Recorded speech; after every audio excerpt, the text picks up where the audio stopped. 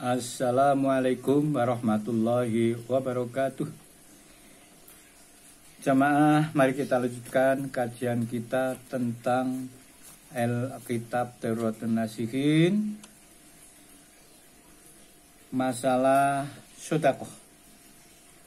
Allah Subhanahu wa ta'ala berfirman, salasu ayatin nuzilat makrunatin bisalasin. Ada 3 ayat yang diturunkan bersama-sama 3 ayat pula. La taqbalu wahidatun minha bighairil ukhra. Tidak akan diterima salah satu di antaranya tanpa yang lain.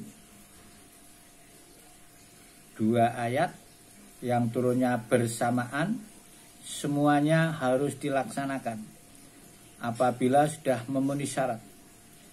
Apabila satu dilaksanakan, yang satu tidak, maka tidak akan diterima. Al-Ula, ayat yang pertama, qauluhu ta'ala, seperti firman Allah ta'ala, aqimus sholah wa atuz zakah. Dirikanlah kalian sholat dan tunaikanlah kalian zakat. Faman sholat sholata, sing sapa wonge sholat, walam yaktu zakah, dan tidak mengeluarkan zakat padahal sudah mampu, sudah mempunyai 1 nisab, la taqbalu sholata minhu, sholatnya tidak akan diterima tanpa mengeluarkan zakat bagi yang sudah mampu. Ini yang satu. Wasaniatu, yang kedua, qauluhu ta'ala, firman Allah ta'ala, atiullaha wa atiur rasul. Taatlah kalian kepada Allah dan taatlah kalian pula kepada Rasul. Faman atau Allah ta'ala, maka siapa yang taat kepada Allah ta'ala, maha luhur sapa Allah, walam yutok lan ora taat ar-rasula marang rasul, la takbalu itaatahu, maka taatnya tidak akan diterima. Ini yang kedua, taat kepada Allah harus taat kepada rasul. Wasali satu, adapun ayat yang ketiga turun bersamaan, qaulullah ta'ala, seperti firman Allah ta'ala maha luhur sapa Allah, an ashkuroli wali walidaika, untuk bersyukur, mensyukuri nikmat-nikmat Allah dan kepada kedua orang tua. Faman syakarallah, sing sapa wangi bersyukur kepada Allah ta'ala mahlur Allah, walam yaskur liwalidayhi, tetapi tidak mau bersyukur kepada kedua orang tuanya, layak balullah ta'ala, Allah pun tidak akan menerima syukrahu, syukurnya. Wa dalilu ala dalika qaul Nabi sallallahu alaihi wasallam, adapun dalilnya atas hal tersebut seperti yang disabdakan Rasul sallallahu muga-muga nambahi rahmat sapa Allah Gusti Allah ngalahi kepada Rasul, wasallam lan muga-muga nabi keselamatan kepada Rasul. Man ardo, sing sapa wong ridho, liwalidayhi marang wong tua loro, faqad ardo khaliqahu, maka akan meridhoi yang menciptakan wong. Allah, berarti Allah akan ridho. Waman askhata walidahi, sing sapa wonge benci atau waman usita atau dibenci walidai sangka wong tuane, faqad asqatallah khaliqahu, maka orang tersebut akan mendapat bendu dari yang menciptakan. Na'udzubillahi min dzalik. Berkaitan dengan ayat yang pertama, masalah sedekah, yakni ayat yang pertama tadi, aqimus sholah wa atuz zakah, sedekah dan zakat. Rasul Muhammad SAW, inna fis shadaqati khamsu khisalin, sesungguhnya di dalam sedekah itu ada manfaat, faedah, barokah 5 macam. Sedekah yang 5 macam, yang pertama taziduhum fi amwalihim. Dengan mengeluarkan zakat, dengan mengeluarkan sedekah itu adalah tazidu hum fi amwalihim, akan menambah kepada mereka fi amwalihim, harta-harta mereka. Maka zakat itu ada 2 macam arti. Zakat berarti adalah tazdad, tambah, kemudian bertambah zaki, yaitu mensucikan.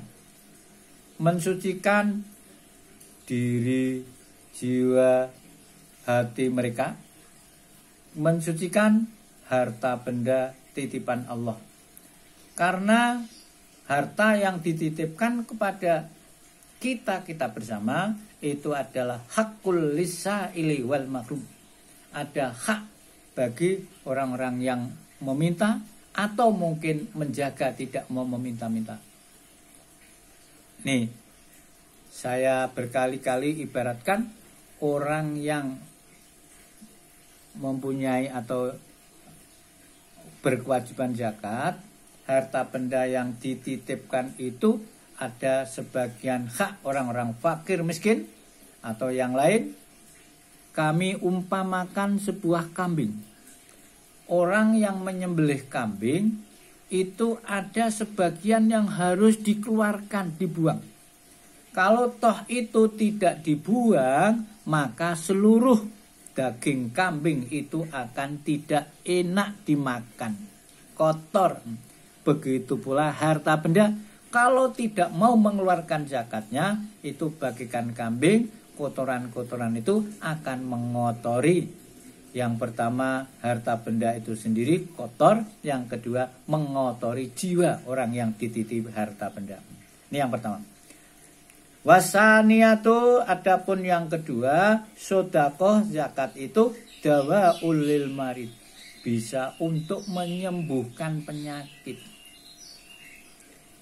Sehingga Rasul mengatakan as-sedaqatu tatfaul bala. Sedekah itu bisa untuk menolak bala. Ada suatu kisah orang yang enggan sedekah, sahabat Nabi, istrinya itu tidak senang bersedekah. Sehingga kalau punya tamu, dia itu tidak senang disuruh membuatkan, katakanlah nek cara sini wedang atau kopi atau apa, mau tapi dengan besengat-besungut, enggak senang. Akhirnya Rasul pun menjawab atau mengatakan kepada sahabat tersebut, baik kalau begitu, lain kesempatan besok pagi saya mau untuk membuktikan bertamu ke tempatmu.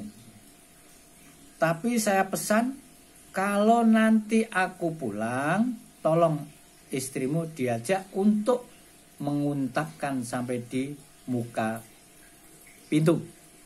Nah, akhirnya Rasul bersama sahabat mertamu ke tempat sahabat tersebut. Kalau dengan Nabi, ya dengan sukarela, nggak mau, nggak ada yang berani untuk begini. Walaupun mungkin tidak senang, mengatakan tidak senang, tidak berani. Akhirnya diterima dengan senang hati. Kemudian diberikan penghormatan yang cukup. Setelah selesai, dia pulang, pamit, dia keluar rumah, istrinya pun diajak untuk nguntapke sampai di depan pintu. Apa yang terjadi? Dengan perginya Rasul, di bawahnya, di belakangnya itu diikuti oleh binatang-binatang buas. Ada kalajengking, ada kelabang yang besar-besar, macam-macam mengikuti di belakang Nabi bersama sahabat-sahabat. Nah, akhirnya istrinya jerit, tidak tahan melihat seperti itu, terus masuk ke rumah, dan Nabi pun terus meneruskan pergi atau pulang. Kemudian 2 hari berikutnya, ya 2 hari itu, beliau yang sahabat dan istrinya itu sowan kepada Nabi. menceritakan apa yang dilihat. Akhirnya Nabi menjawab, orang yang bersodakoh itu, misalnya tamu saya, itu akan membawa menolak bencana-bencana, bala-bala yang harusnya diberikan kepada ahli rumah itu. Namun karena suka sodakoh, suka menerima tamu, maka itu tidak jadi pulang, ditolak dengan adanya sodakoh. Maka di belakang saya terdapat seperti apa yang kau ceritakan. Maka as-sodakotu tadfa'ul bala. Ini yang kedua. Yang ketiga, dawa ulil marad.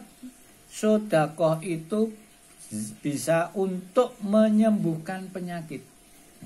Maka insya Allah kalau kita nalar pakai otak misalnya, kalau orang yang kaya tidak mau sodakoh, itu hatinya akan kotor. Nah, saudara-saudara lingkungannya yang memandang dia kaya, mungkin akan ada rasa tidak enak, dengki. Karena dia berbuat ego seperti itu, akhirnya didoakan oleh orang-orang yang seharusnya menerima. Maka kalau itu dikeluarkan, mau sedekah, maka sifat seperti doa orang-orang fakir itu tidak akan terjadi. Maka salah satu jejeking dunia, baiknya dunia itu adalah bidu'a il fuqara, doa orang fakir. Maka dengan demikian sedekah itu bisa untuk dawaul, menyembuhkan penyakit. Kadang-kala kalau sepan ke tempatnya Pak Kiai, nah, itu untuk kalau ada orang sakit itu diharapkan untuk bisa atau mengeluarkan sedekah. Ini nomor 3 sebetulnya, bukan nomor 2 tapi nomor 3. Kemudian nomor 4, yamurru ala siratikal barqil khotib.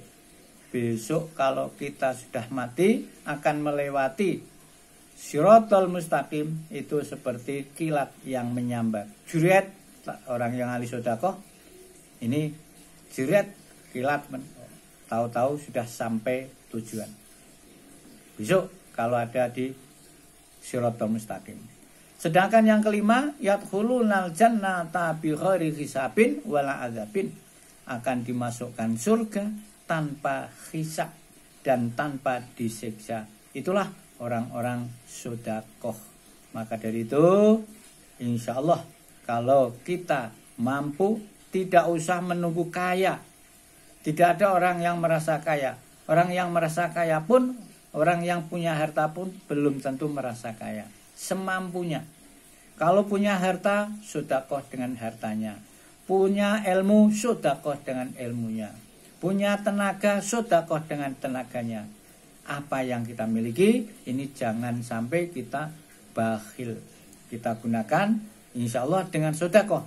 Itu akan membawa kita tentram, sakinah, mawaddah, warahmah. Sedaqallah wa sedaqah Rasul sallallahu alaihi wasallam. Ini termuat di dalam Daqaiqul Akhbar. Ada benarnya dari Allah dan ada kurangnya itu dari saya pribadi. Semoga Allah memberikan ilmu dan mengampuni kesalahan kekurangan kita. Wallahu muwaffiq ila aqwamit thoriq. Wassalamualaikum warahmatullahi wabarakatuh. Waalaikumsalam warahmatullahi wabarakatuh.